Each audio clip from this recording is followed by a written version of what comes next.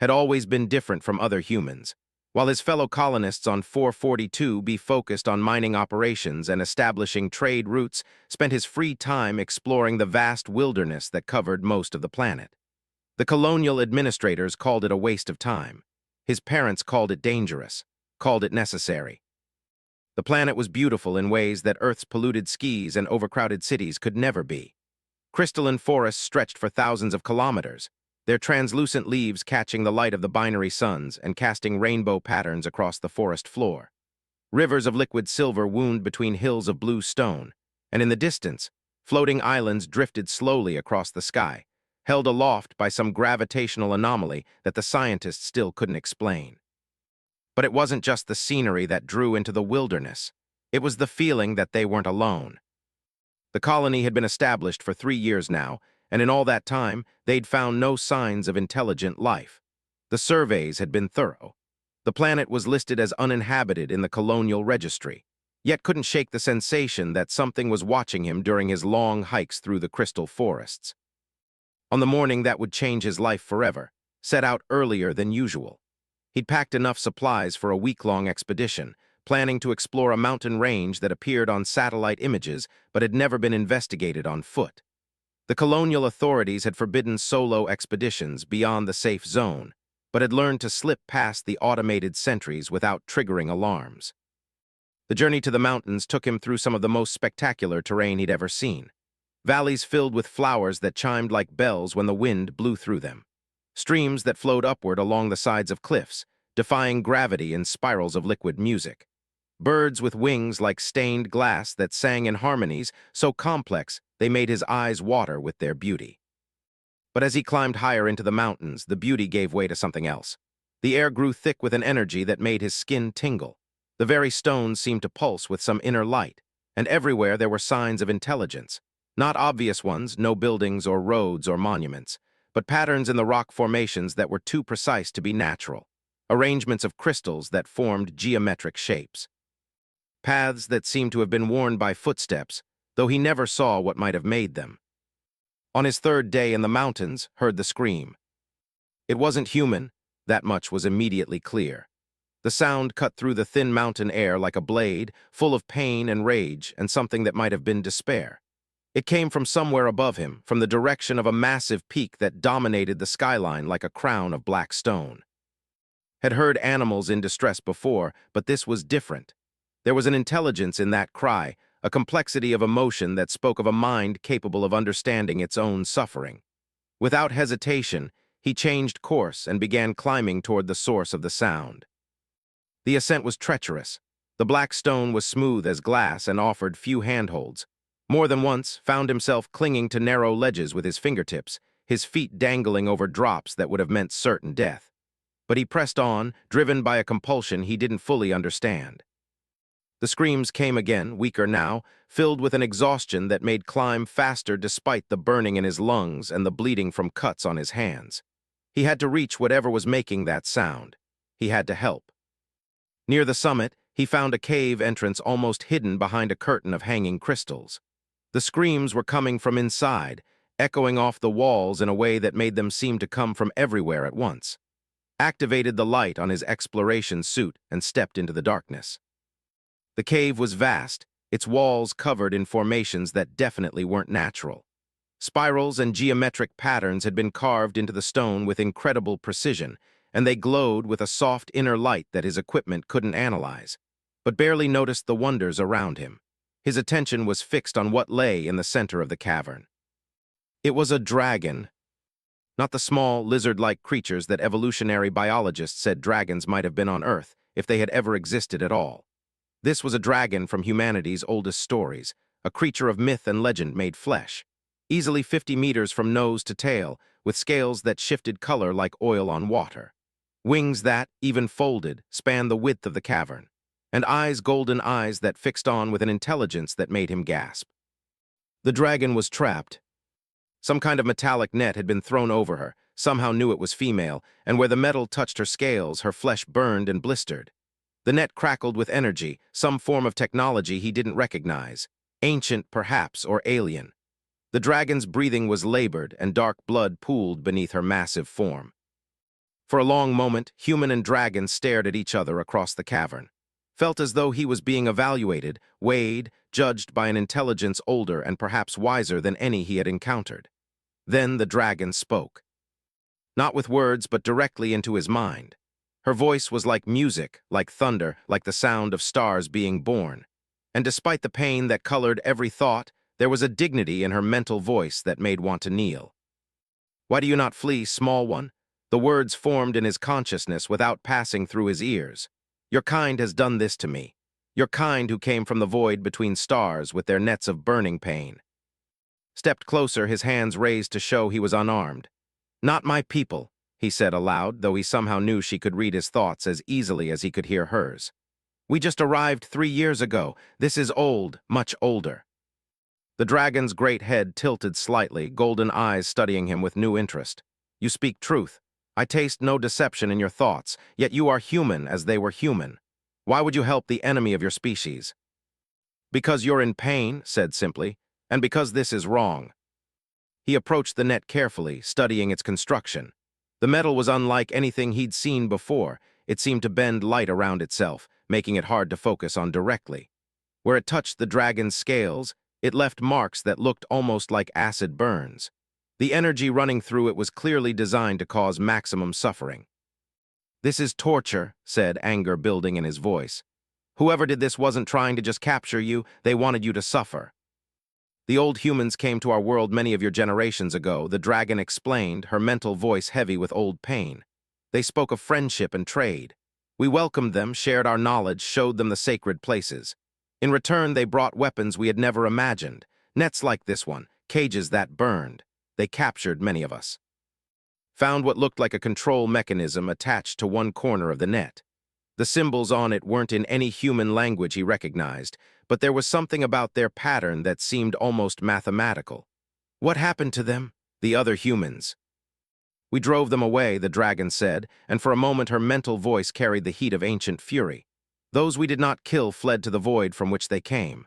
But not before they left these traps, hidden in our sacred places, powered by the energy of the mountain itself." Waiting. "How long have you been here?" 3 turnings of the season wheel. Nearly a full cycle of your year, I believe." Felt sick, a full year trapped in this burning net, slowly dying while the mountains shook with her pain. He examined the control mechanism more closely, trying to understand its function.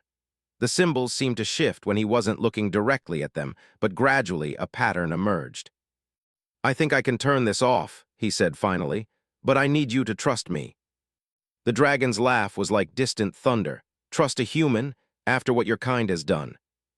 "I'm not them," said firmly. "Judge me by my actions, not by my species. Isn't that what you'd want for yourself?" The golden eyes studied him for a long time.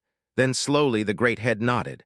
"Do what you will. If you speak false, I will die regardless. If you speak true, perhaps there is still hope."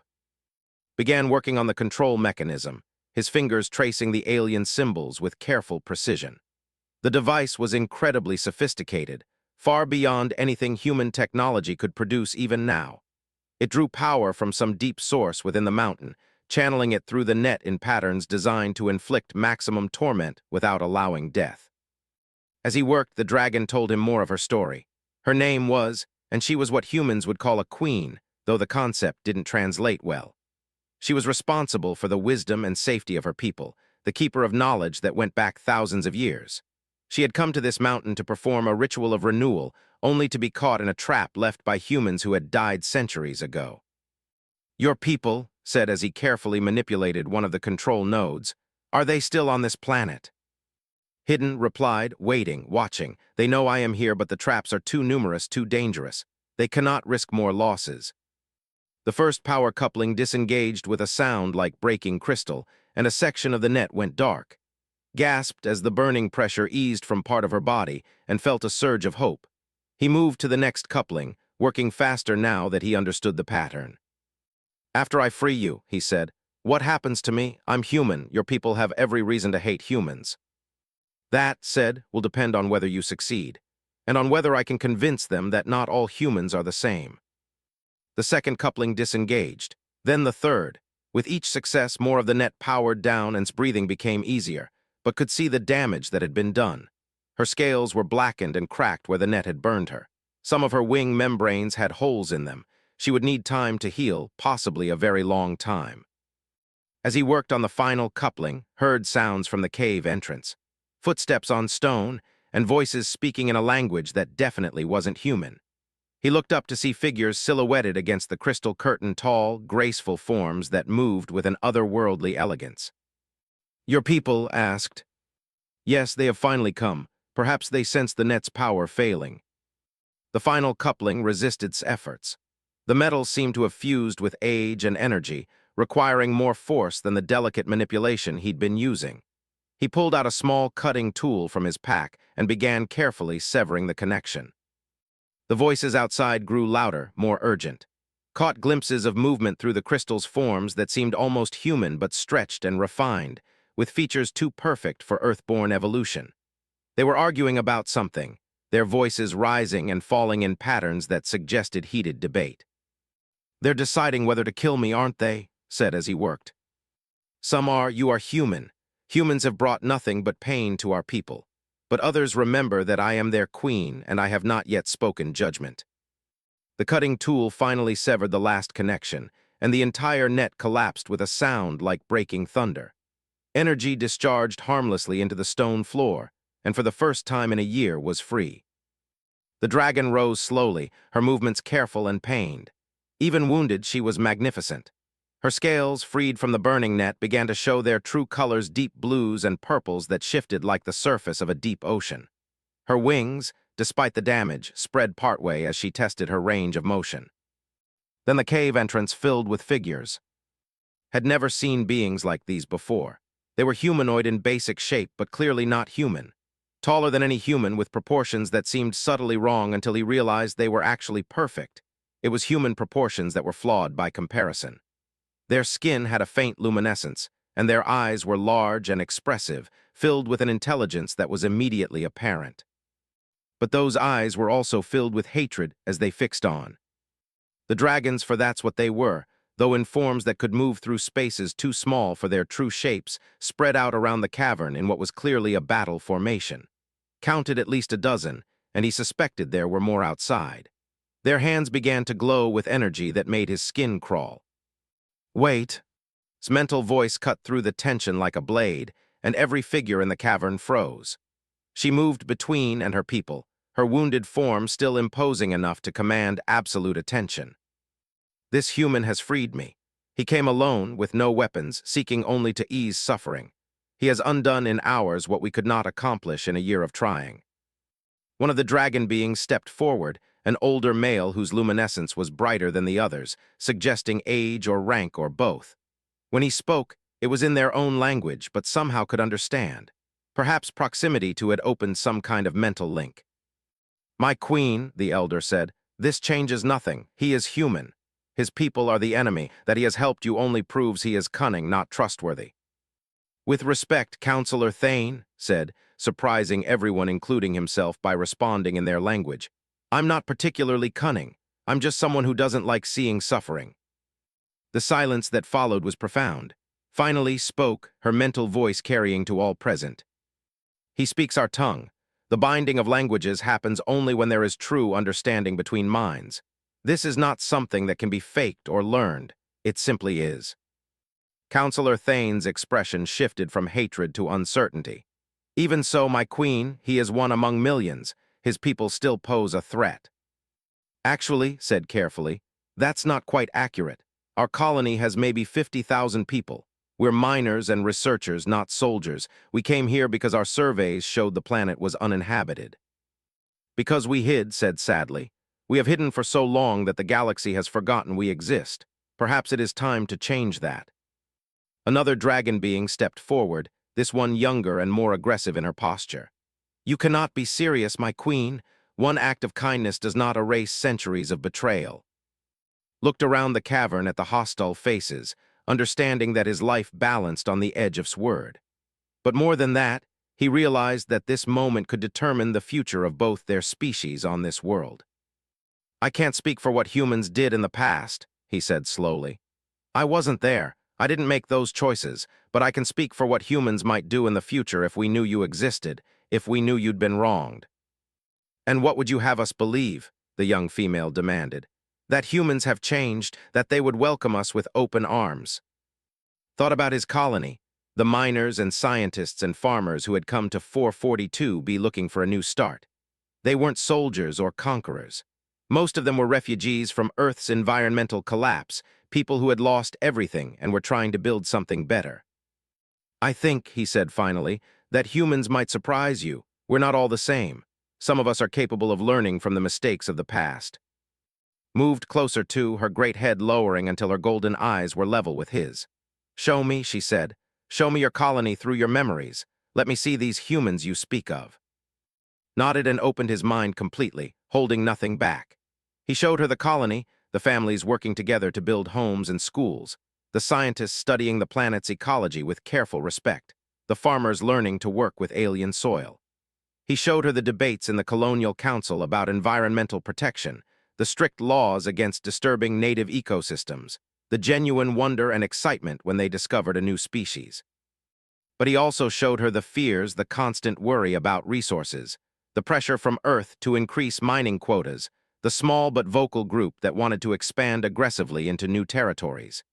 He hid nothing, presenting both the best and worst of human nature as honestly as he could. When the mental contact ended, straightened, her expression thoughtful. "Interesting," she said. "Your people are more complex than those who came before. There is greed, yes, but also genuine desire to learn and grow. There is fear, but also hope." "What do you suggest we do, my queen?" Counselor Thane asked. Looked at, then at her people, then back at. "I suggest," she said slowly, "that we try something that has never been tried before.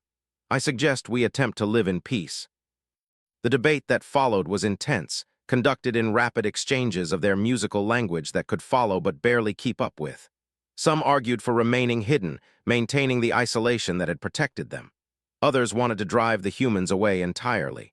A few, mostly younger dragons, seemed intrigued by the possibility of contact. Throughout it all, remained silent, listening to every argument with the patience of someone accustomed to difficult decisions. Finally, when all had spoken, she raised her hand for silence. "We will try," she said. "Not full contact, not yet. But we will watch these new humans more carefully, and will be our liaison if he agrees." All eyes turned to, and he felt the weight of history pressing down on him. 2 civilizations, 1 decision. The choice he made in the next few moments could determine whether humans and dragons would learn to coexist or whether this world would become another battlefield. He thought about his parents, who had sacrificed everything to get him a place on the colony ship. He thought about his fellow colonists, working so hard to build a better life on an alien world. And he thought about, trapped for a year in burning nets while her people suffered in hiding. "I agree," he said simply. The cave erupted in voices, some angry, some hopeful, all surprised. But's mental voice cut through the noise once more. "Then it is decided. You will return to your people.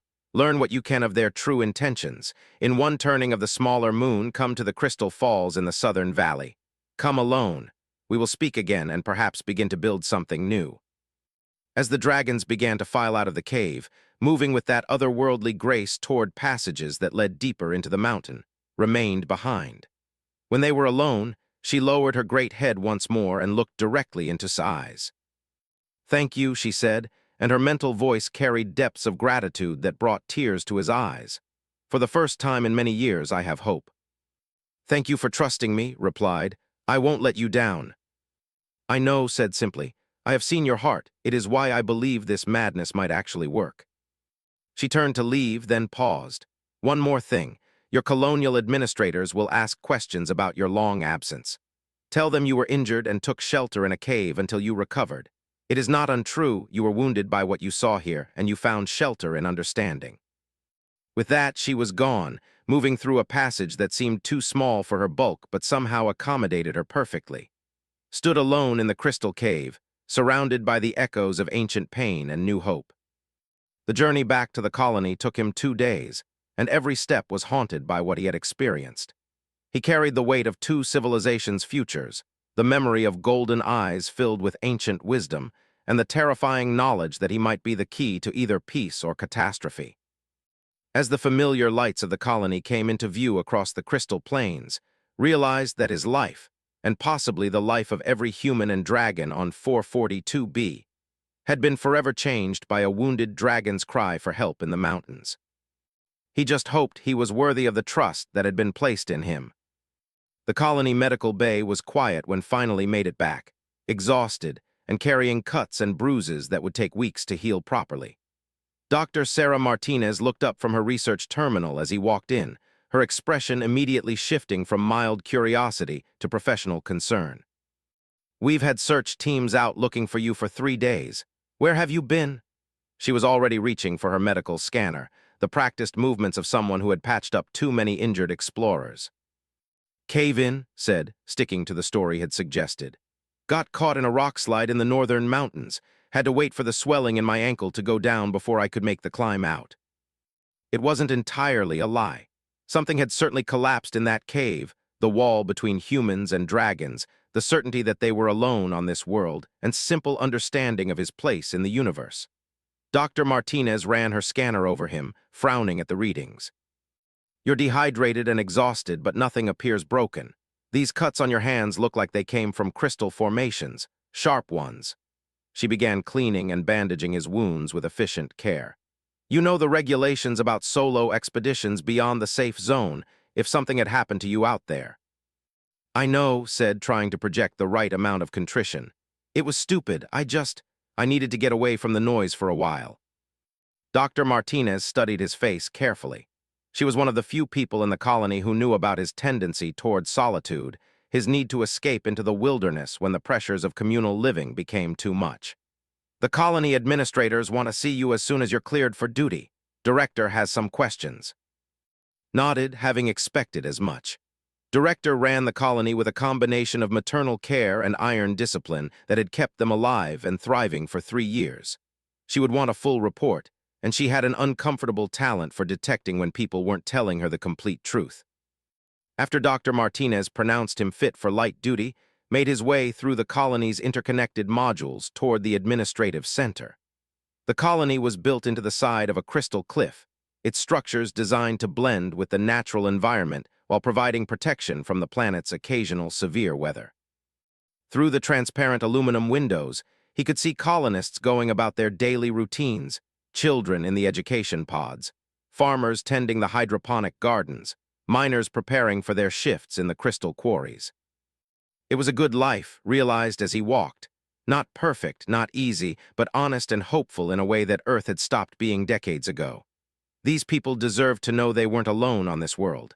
They also deserved not to be frightened or endangered by that knowledge. The question was how to balance those two truths. Director's office was located at the highest point of the colony, with windows that provided a panoramic view of the surrounding landscape. She was a small woman with graying hair and eyes that seemed to see everything. When knocked and entered, she looked up from a data pad covered with mining reports and smiled. "Good to see you're all right. Sit down and tell me about this adventure of yours."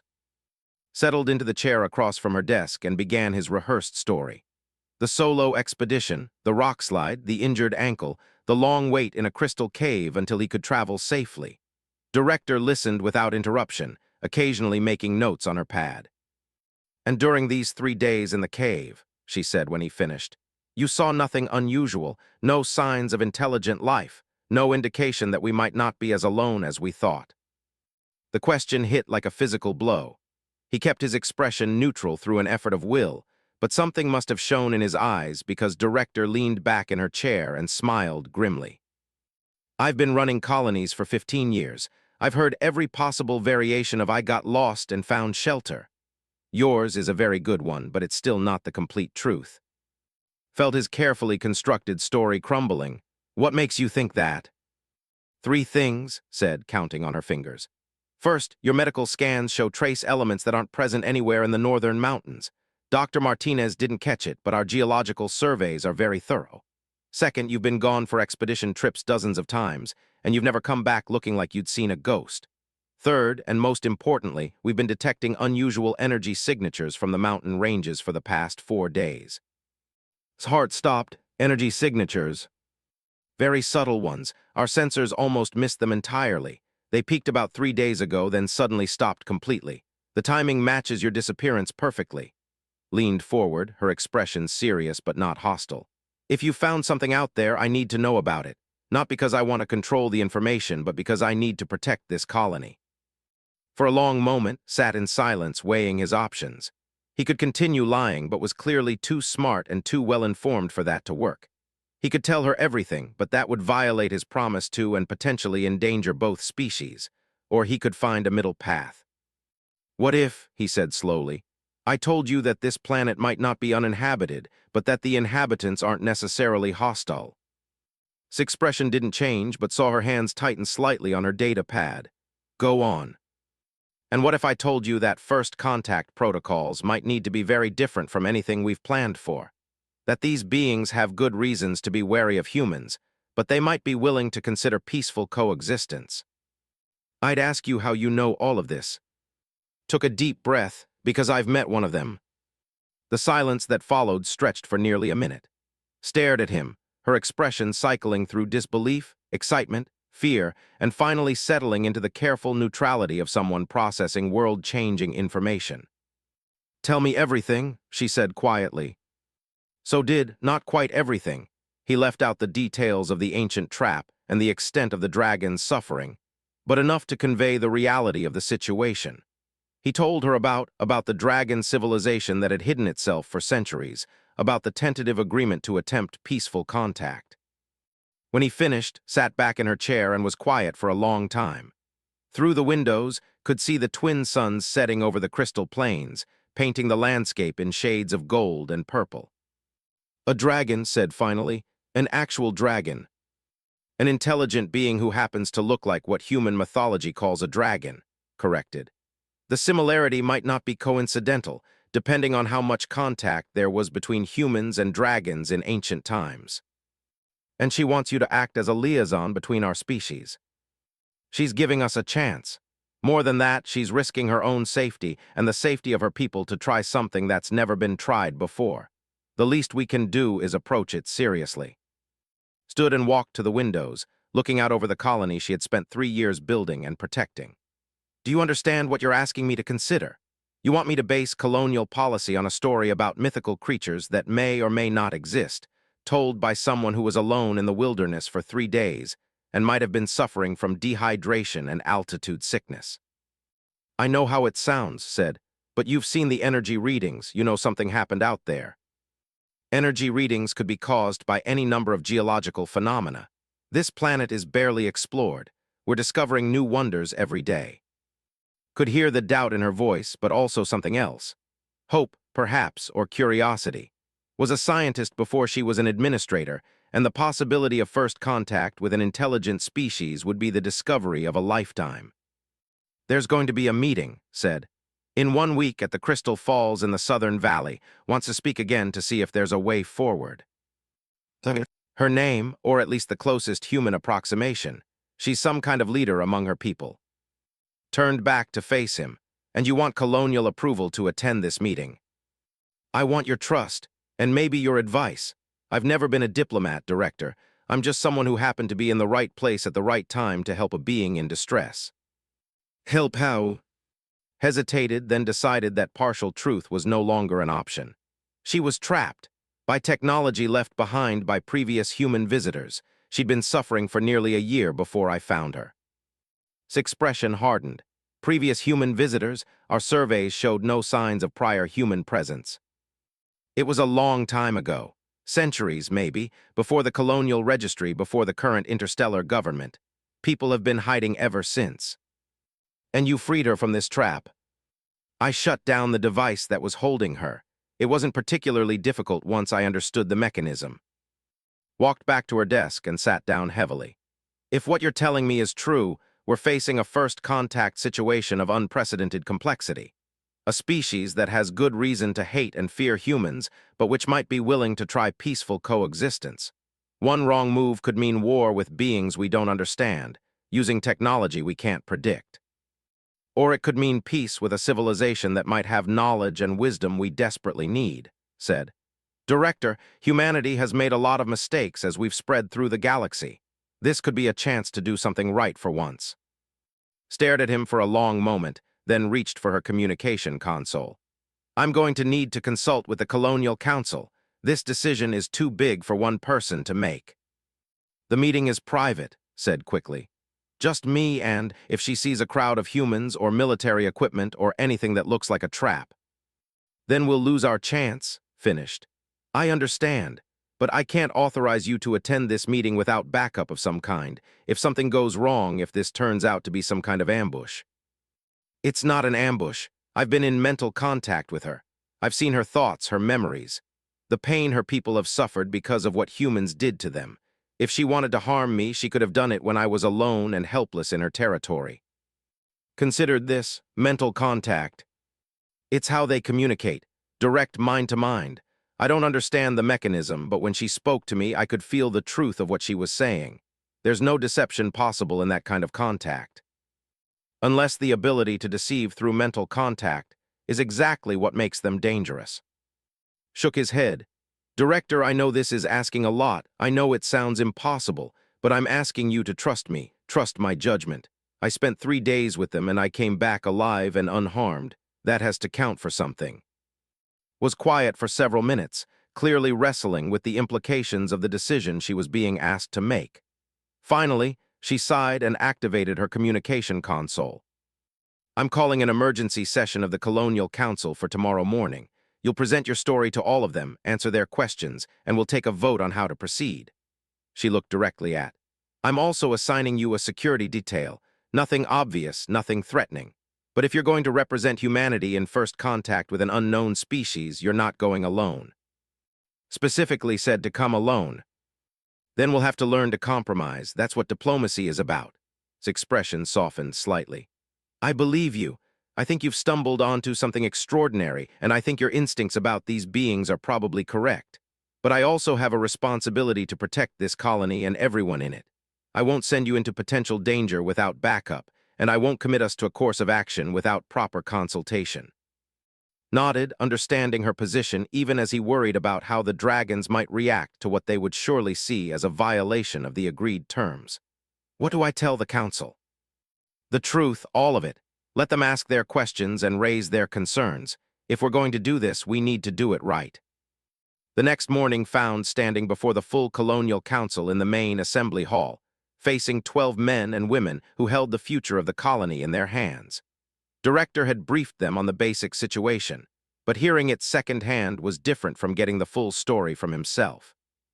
Dr. James Wright, the colony's chief scientist, leaned forward in his chair. Mister, you're asking us to believe that an entire civilization of dragon-like beings has been hiding on this planet for centuries, and that you've somehow become their chosen representative for diplomatic contact with humanity. I'm not their chosen representative, corrected. I'm someone who happened to help one of them when she needed it, and who's been given a chance to see if our two species can coexist peacefully. Counselor, who managed the colony's security operations, spoke up. What assurances do we have that this isn't some kind of trap? That they're not using you to gather intelligence about our capabilities and weaknesses? The same assurance I had when I chose to help in the first place, said. None, except for my judgment of her character and intentions. Which could be completely wrong, pointed out Dr. Sarah Martinez. First contact protocols exist for good reasons. Rushing into contact with unknown species has historically ended badly for one side or the other. Looked around the room at the 12 faces staring at him with varying degrees of skepticism, concern, and curiosity. These were good people, intelligent people who had volunteered to leave everything behind to help build a new world. They deserved better than to have such a momentous decision thrust upon them with so little information. You're right, he said finally. This is unprecedented, and there are risks we can't calculate, but there are also opportunities we might never see again. People have knowledge of this planet that goes back thousands of years. They have technology we're only beginning to understand. They have wisdom earned through surviving contact with humans once before. And they have every reason to see us as enemies, added Counselor Robert, the colony's agricultural specialist. You said yourself that previous human contact resulted in what sounds like war. It resulted in humans being driven away after they betrayed the dragon's trust, said, but is willing to try again. She's risking everything on the chance that we might be different. Director, who had been listening quietly, finally spoke. The question before us isn't whether to trust judgment about these beings. The question is whether we're willing to take a carefully calculated risk for the possibility of enormous benefit. What kind of benefit? Asked Dr. Wright. Thought about the crystal caverns he had seen, the impossible architecture carved into the mountain stone, the casual way had spoken of knowledge accumulated over. Understanding, partnership, learning how to live on this planet in harmony with its original inhabitants instead of just exploiting its resources. And if we're wrong, asked Counselor, if this goes badly, then we're no worse off than we were before, said. They've been hiding from us for 3 years. If they wanted to attack the colony, they didn't need to wait for my permission. The debate continued for nearly 2 hours, covering every aspect of the situation from multiple angles. The risks, the benefits, the precedents, the protocols. Answered every question as honestly as he could, aware that the dragon's future hung on his ability to convince 12 skeptical humans that peace was possible. Finally, Director called for a vote. All those in favor of authorizing to attend the meeting at Crystal Falls, with appropriate security measures and communication protocols in place. 7 hands went up, after a moment's hesitation, an eighth. All opposed. 4 hands. Motion carries, announced. You have authorization to attend your meeting, but you'll be carrying a communication beacon and you'll have a security team positioned within response range, if anything goes wrong. It won't, said. Hopping, he sounded more confident than he felt. As the council members filed out, discussing among themselves the implications of what they had just voted to authorize, Director approached. 1 week from today, try not to start an interplanetary war. Managed a weak smile. I'll do my best. But as he left the assembly hall and walked back through the colony, couldn't shake the feeling that he was carrying more weight than any one person should have to bear. In 1 week, he would stand at Crystal Falls and either begin a new chapter in human-dragon relations or bring down everything that both species had worked to build. The only thing he was certain of was that there was no turning back now. That night, alone in his quarters, stared out at the crystal landscape and wondered if was out there somewhere, looking at the same stars and hoping that the fragile trust between them would prove strong enough to bridge the gap between their peoples. In 7 days, they would both find out. The week that followed passed both too quickly and too slowly for. During the day, he found himself distracted from his regular duties, his mind constantly wandering to the approaching meeting. At night, he lay awake staring at the ceiling of his quarters, running through every possible scenario and trying to prepare for conversations that might determine the future of 2 civilizations. Director had assigned him a crash course in first contact protocols, taught by Dr. Foster, the colonies. Dr. Foster was a slight woman with prematurely gray hair and eyes that seemed to catalog and analyze everything they saw. She had spent her career studying theoretical alien cultures, never expecting to apply her knowledge to an actual first contact situation. The most important thing to remember, Dr. Foster said during one of their sessions, is that everything we think we know about communication, social structure, and even basic logic might be completely wrong when applied to an alien species. What seems obvious to us might be incomprehensible to them, and vice versa. But I've already communicated with, pointed out. We understood each other perfectly. Which is actually more concerning than encouraging, Dr. Foster replied. True understanding between species that evolved separately should be almost impossible. The fact that it happened so easily suggests either that they have communication abilities far beyond our current understanding, or that they're deliberately making themselves easy to understand for reasons we can't determine. Thought about the mental contact he had shared with, the way her thoughts had flowed directly into his consciousness with perfect clarity. What if they're just more advanced than us, more capable of bridging the communication gap? Then we need to be very careful not to assume we understand their motivations or capabilities based on limited interaction, Dr. Foster said. Advanced civilizations that can manipulate minds and perceptions have historically been dangerous to less advanced species. Even when they're helping. Especially when they're helping. The most effective form of control is the kind that makes the controlled party believe they're making free choices. These conversations left feeling more uncertain than ever. Had his interaction with been genuine, or was he being manipulated by abilities he couldn't comprehend? Was the dragon's pain real, or was it an elaborate performance designed to gain his trust? By the time the day of the meeting arrived, was questioning everything except his fundamental decision to attend.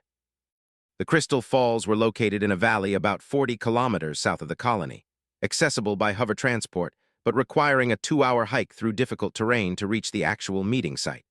The falls themselves were one of the planet's natural wonders, a cascade of liquid that appeared to be pure crystal, flowing down a cliff face in patterns that normal fluid dynamics. The crystal liquid pooled at the bottom in formations that rang like bells when disturbed by wind or wildlife. Made the journey alone, as promised, but he knew that Lieutenant Sarah and her security team were positioned at strategic points throughout the valley.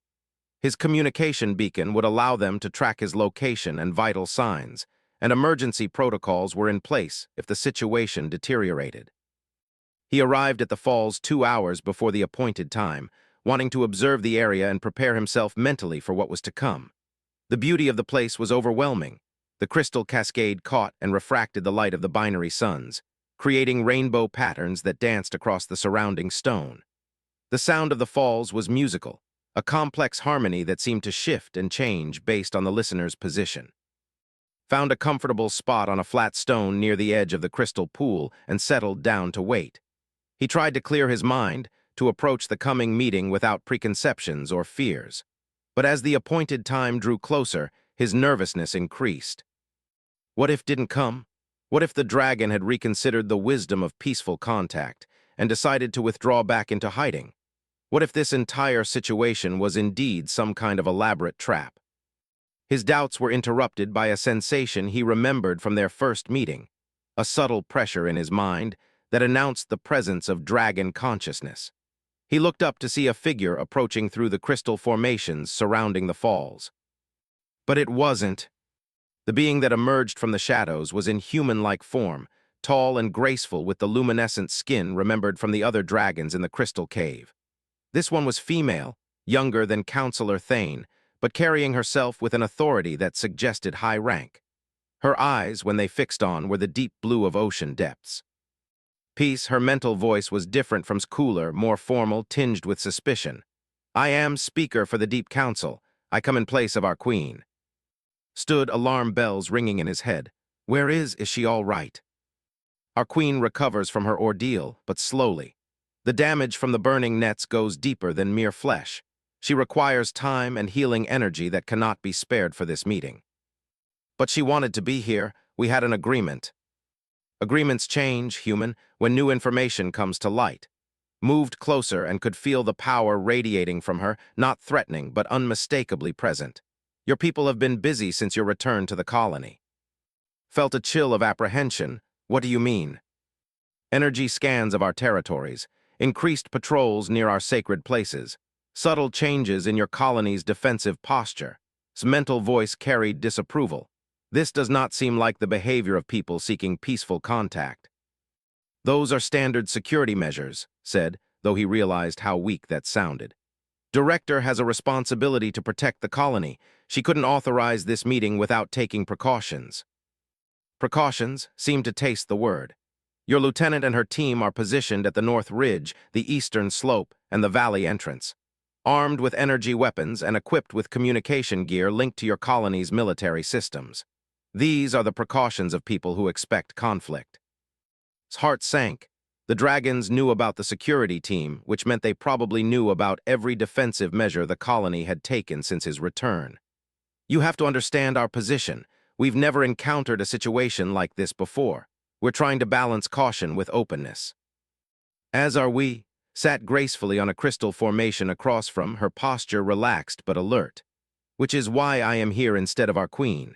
If this meeting proves to be a trap, the loss of a speaker is regrettable but not catastrophic. The bluntness of her statement hit like a physical blow. You think I'm here to harm you after what happened in the cave? I think you are human, and humans have proven themselves capable of great deception when it serves their purposes. But even as she said this, could sense something else in her mental voice, curiosity, perhaps, or the desire to be proven wrong. I'm not here to deceive anyone. I'm here because I believe our peoples can coexist peacefully, and because I gave my word to that, I would try to make that possible. Words are simple things, actions carry more truth. Then judge me by my actions. I freed from the trap. I returned to my people and convinced them to authorize this meeting despite their fears and doubts. I came here alone, as promised, even though my own people think I'm taking an enormous risk. Was quiet for several moments, studying with those deep blue eyes. Finally, she spoke again, her mental voice slightly warmer. You speak of convincing your people. Tell me of these discussions. What arguments did you use? What fears did they express?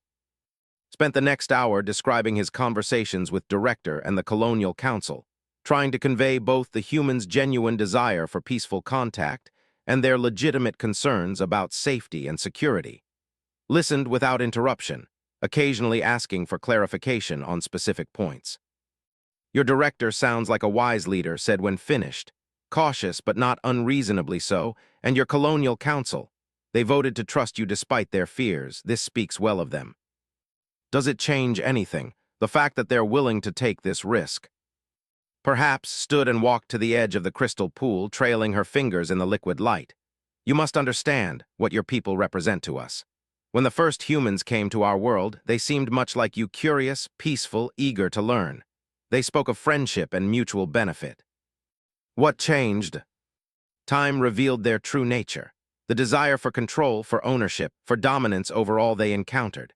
They saw our knowledge as something to be taken, our sacred places as resources to be exploited, our people as obstacles to be removed. His mental voice carried the weight of old pain. By the time we understood what they truly were, it was almost too late. Felt the full weight of human history pressing down on him. We're not them, we're different. So you say, but how can we know this? How can we trust that your people will not follow the same path when the novelty of our presence fades and practical considerations take precedence? It was a fair question, and realized he didn't have a good answer. How could he promise that humans would behave differently this time? How could he guarantee that peaceful intentions wouldn't give way to greed or fear or simple prejudice? You can't, he said finally. Not based on promises or good intentions. You can only judge us by our actions over time. Exactly, turned back to face him, which is why the Deep Council has made a decision. We will not reveal ourselves to your colony immediately. Instead, we will watch and wait. We will observe how your people behave when they think they are alone on this world. Felt a surge of disappointment. For how long? Until we are satisfied that your true nature is not the same as those who came before. Or until we determine that it is, in which case contact will end permanently. But that could take years, decades even. We are a patient people. We have waited centuries to emerge from hiding. We can wait a little longer to be certain. Understood the logic of the decision, but he also saw the missed opportunities it represented. What about the knowledge you could share? The benefits of cooperation between our species will still exist if and when we determine that cooperation is truly possible. Its expression softened slightly. This is not a rejection. It is a test period. Prove that your people are worthy of trust, and that trust will be given. How do we prove ourselves if you remain hidden? By your behavior when you believe no one is watching. By the choices you make when you think there are no consequences beyond those that affect your own kind. The conversation continued for another hour, with explaining more details of the dragon's decision and trying to understand the implications for both species. The dragons would continue to observe the human colony from a distance, watching for signs of aggressive expansion or environmental destruction. They would study human behavior patterns, looking for evidence of the corruption that had destroyed their trust in the previous human visitors. And they would wait. There is one more thing, said as their meeting began to wind down. Our queen wishes to express her gratitude for what you did. Not just freeing her from the trap, but showing her that not all humans are driven by cruelty and greed. Tell her that helping her was one of the most important things I've ever done. Not just because of what it might mean for our peoples, but because it was the right thing to do. I will, stood, preparing to leave. And the Deep Council has also decided that you may continue to serve as an intermediary if you are willing. What does that mean? Every season, when the lesser moon reaches its full phase, you may come to this place. If there are matters that require discussion between our peoples, we will meet you here. If there are developments that affect the safety or of either species, information may be shared. Felt a surge of hope. It wasn't the immediate contact he had hoped for, but it was something. A line of communication that could be maintained while the dragons observed and evaluated human behavior. "I accept," he said, "and thank you for giving us this chance." "Do not thank me yet," replied. "Thank me when your people have proven themselves worthy of the trust they seek." As the dragon began to shimmer and change, preparing to transform back to her true form, called out one final question. "Will I see again?" Paused in her transformation. "Perhaps. If all goes well, there may come a time when our queen feels safe enough to emerge from the deep places. When that day comes, I believe she would be pleased to see the human who gave her back her freedom." With that, completed her transformation, revealing her true dragon form smaller than but no less magnificent, with scales that shifted between blue and silver like moonlight on water. She spread her wings and lifted into the air with a grace that made his breath catch in his throat. As he watched her disappear into the crystal formations surrounding the falls, felt a complex mixture of emotions. Disappointment that immediate contact wasn't possible, but hope that a path forward still existed. Relief that the meeting had gone well, but anxiety about the responsibility that had been placed on him. He activated his communication beacon and began the long hike back to where Lieutenant and her team were waiting. They would want a full report, and Director would need to know about the dragon's decision to remain hidden while they observed human behavior.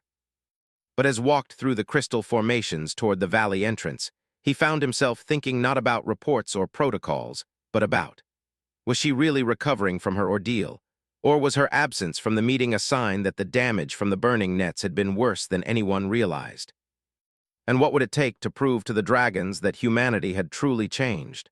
How long would they have to wait before trust could be established between their species? These questions would haunt for months to come, driving him to be the best representative he could be for both humans and dragons. Because he understood now that he wasn't just a liaison between two species. He was a bridge across centuries of mistrust and pain. And bridges, he knew, had to be built slowly and carefully, one piece at a time. The future of human-dragon relations might depend on how well he could help both sides learn to trust again. It was a responsibility that would have terrified him a week ago. Now it felt like the most important work he would ever do. As the lights of the colony came into view across the crystal plains, began planning his first report to Director. There was so much to tell, and so much work still to be done. But for the first time since he had heard cry for help in the mountains, felt genuinely hopeful about the future. The dragons hadn't rejected humanity outright. They had chosen to wait, to watch, to give humans a chance to prove themselves worthy of trust. It wasn't everything it hoped for, but it was enough. It was a beginning. And sometimes, a beginning was all you needed to change the world. 2 years passed. Had grown into his role as unofficial ambassador between species, though the dragons remained hidden, and most of the colonists still had no idea they shared their world with another intelligent race. Every month, when the lesser moon reached its full phase, he made the journey to Crystal Falls. Sometimes was there waiting for him. Sometimes he found only the musical cascade of crystal liquid and the echo of his own thoughts. The meetings that did occur were brief and formal, would update him on the dragon's observations of human behavior, would report on colonial developments that might affect dragon territories. Neither side shared more than necessary, but a fragile trust was slowly building. The colony had grown in those 2 years. More ships had arrived from Earth, bringing families and specialists needed to expand the settlement.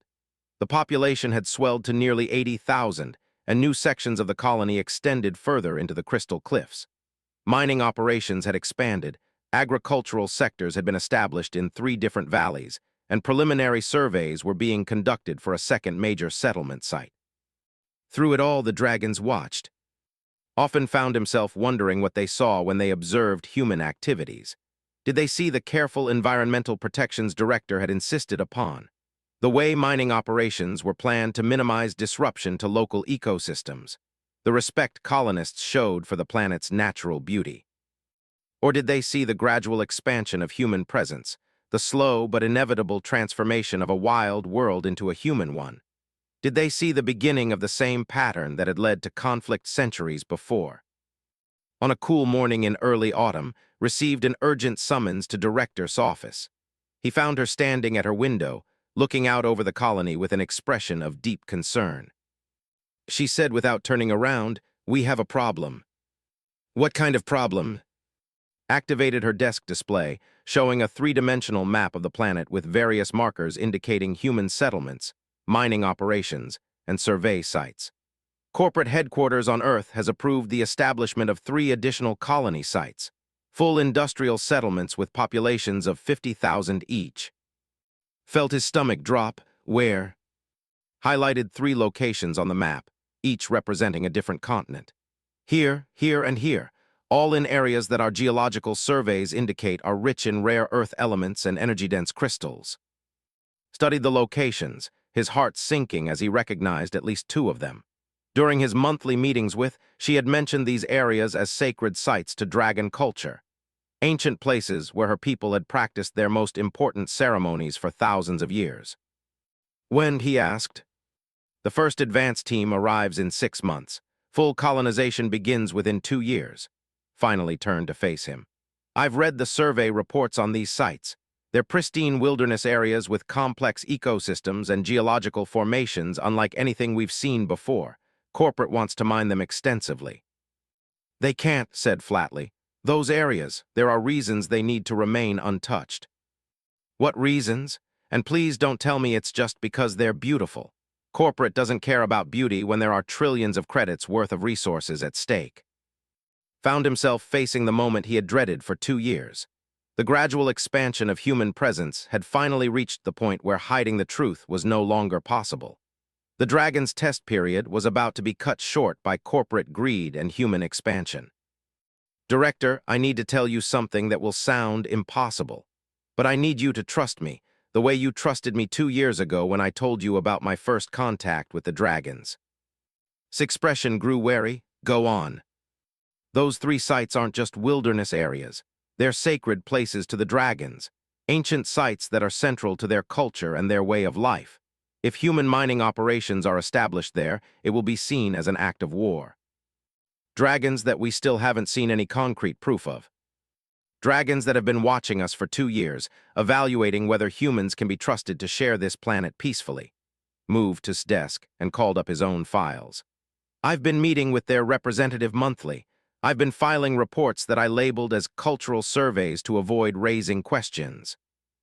Read through the reports quickly, her expression growing more troubled with each page. These read like science fiction. Invisible observers, shape-shifting beings, ancient technology beyond human understanding. All of which is true, met her gaze steadily. Director, in 6 months, when the first advance team tries to establish a foothold in the northern continent, they're going to encounter resistance. Not from natural hazards or hostile wildlife, but from a civilization that has every reason to see human expansion as an existential threat. Was quiet for a long time, processing the implications. Why didn't you tell me this before? Because they asked me not to. The dragons wanted time to observe us, to see if we were different from the humans who came before. They were willing to remain hidden while they evaluated our intentions. And now they're going to have to make a choice. Reveal themselves and try to negotiate or defend their sacred sites by force. Slumped in her chair. Do you understand what you're telling me? That we're potentially facing a conflict with an unknown alien species because corporate headquarters on Earth approved expansion plans without consulting the local colonial government. That's exactly what I'm telling you. Stood and began packing, her mind clearly racing through possibilities and implications. Can you contact them? Your dragon representative, can you arrange an emergency meeting? I can try, but has made it clear that the dragons are growing impatient with human expansion. They've been watching us clear forests for new agricultural zones, establish mining operations in areas they consider sensitive, and generally behave like we own this planet. We do own this planet legally, according to interstellar law. According to human law, corrected. The dragons were here first. They have a prior claim that predates any human legal framework. Stopped packing and looked directly at. Are you telling me you think the dragons are in the right here? Considered the question carefully. I think the dragons have legitimate concerns about human expansion that need to be addressed. I think they've shown remarkable restraint in not revealing themselves or taking action against our activities. and I think we're about to throw away the best chance we've ever had for peaceful coexistence with another intelligent species. Activated her communication console. I'm calling an emergency session of the Colonial Council, and I'm sending an urgent message to Earth requesting a delay in the expansion plans. Will they listen? They'll have to. I have authority to declare a colonial emergency and suspend external directives if there's a threat to colonists' safety. The expression was grim. The question is whether they'll support my decision or replace me with someone more willing to follow corporate directives. 3 days later, made an unscheduled journey to Crystal Falls, using an emergency communication protocol had given him during one of their early meetings. He arrived to find not just waiting, but 3 other dragons in their humanoid forms. The tension in the air was almost palpable. His mental voice carried none of its usual formality. We know why you have come. The expansion plans, you know about them. We know that your people plan to desecrate our most sacred places in pursuit of material wealth. We know that the time for watching and waiting has ended. One of the other dragons stepped forward, an elderly male whose presence radiated authority. I am Elder of the Deep Council. For 2 years, we have observed your people, hoping to see evidence that you are different from those who came before. What we have seen instead is the same pattern of expansion and exploitation that led to war centuries ago. We're trying to stop it, said urgently. Director has declared a colonial emergency and requested a delay in the expansion plans. The Colonial Council is meeting to discuss alternatives. Alternatives? The third dragon, a young female with fire in her eyes, spoke with barely contained anger. What alternatives can there be? Your species sees resources and claims them. Your species sees empty land and fills it with your own kind. You cannot help yourselves. That's not true, protested. We can learn, we can change. We can find ways to coexist that don't require the destruction of everything you hold sacred. Exchanged glances with the others before responding. The Deep Council has debated this matter extensively. Some believe it is time to reveal ourselves and attempt negotiation. Others believe that direct action is the only language humans understand. Felt a chill of fear. Direct action. The mining sites that threaten our sacred places could be made inaccessible. The survey teams that intrude upon holy ground could find themselves lost in ways that human technology cannot remedy. The expansion plans could be frustrated by forces that your people would interpret as natural disasters. That would be war, said quietly. No, Elder corrected. That would be defense. War would involve the complete removal of human presence from this world. We are capable of both options. The implied threat hung in the air like a storm cloud. Understood now why the dragons had remained hidden for so long. Their patience with human behavior was exhausted, and they were prepared to take action to protect what they valued most. Give me more time, said. Let me work with Director and the Colonial Council. We can find a solution that doesn't require conflict. How much time? Asked. 6 months, until the first advance team is scheduled to arrive. If we can't find an alternative by then, if we can't prove that humans are capable of respecting dragon sovereignty over sacred sites, then we will act, Elder finished. And understand this clearly, if we are forced to defend ourselves, there will be no more opportunities for peaceful contact. The window for coexistence will close permanently. The meeting ended on that ominous note, with carrying a message that would either lead to unprecedented cooperation between species or to the first interstellar war in human history. As he made the long journey back to the colony, he found himself thinking not just about politics and diplomacy, but about. He hadn't seen her since their first encounter in the Crystal Cave. Had mentioned that the Dragon Queen was still recovering from her ordeal, but suspected there was more to her absence than physical healing. Perhaps she was disappointed that her trust in human nature hadn't been justified. Perhaps she regretted ever believing that peace between their species was possible. When arrived back at the colony, he found Director waiting for him with news from Earth. The corporate response to her emergency declaration had been swift and unforgiving. They're sending a replacement, said bluntly. Director Sarah, no relation to you, will arrive in 4 months to take over colonial operations. I'm being transferred to a research station in the Outer Rim. What about the expansion plans? Accelerated, the first advance teams will arrive in 4 months instead of 6, and they'll be accompanied by a full security force. The expression was bitter. Corporate has decided that any potential alien threat should be dealt with aggressively and preemptively. Felt the world shifting beneath his feet. They're planning to start a war. They're planning to secure human interests on this planet regardless of any opposition they might encounter. Moved to her window, looking out over the colony she had worked so hard to build and protect. I've done everything I can. The Colonial Council voted to support me, but we don't have the authority to override direct corporate mandates. The expansion will proceed as planned. Then we have to try something else. Turn to face him, like what? Thought about the dragons waiting in their hidden cities, preparing for a conflict they didn't want but wouldn't hesitate to fight. He thought about the human colonists who had no idea they were about to be caught in the middle of an interstellar incident.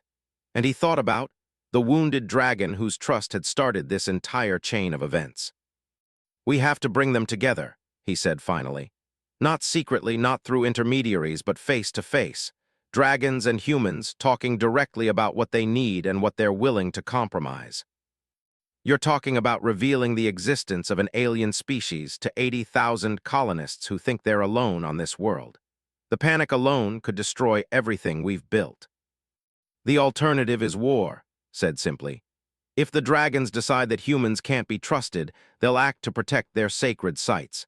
And if humans arrive expecting to find an empty world and instead encounter organized resistance.